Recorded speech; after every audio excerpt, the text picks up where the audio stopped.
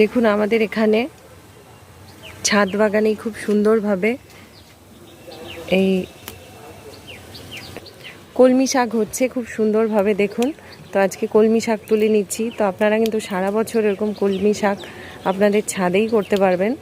তো এরকম করে ছোট্ট একটা জায়গার মধ্যে লাগিয়ে রাখলেই দেখুন কি প্রচুর পরিমাণে হয়েছে।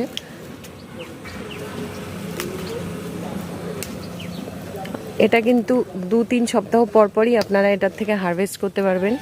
2 সপ্তাহ পরপরই একদম ভীষণ সুন্দরভাবে এই জায়গাটা আবার ভরে যাবে। আপনাদেরকে আমি আবার দেখাবো, তখন দেখবেন। দেখুন শাকগুলো একদম অর্গানিকভাবে হচ্ছে, কোনো সার কিছু নেই। এখানে ছাদে করেছি জন্য আপনারা একেবারেই ভাববেন না যে এটাতে কিছু মাটিটা তৈরি করতে কোনো রকম রাসায়নিক সার ব্যবহার করা হয়েছে, একেবারেই তা নয়। এই দেখুন মুঠো ভর্তি করে শাক তুলে নিচ্ছি। আর এভাবে নিজের বাগান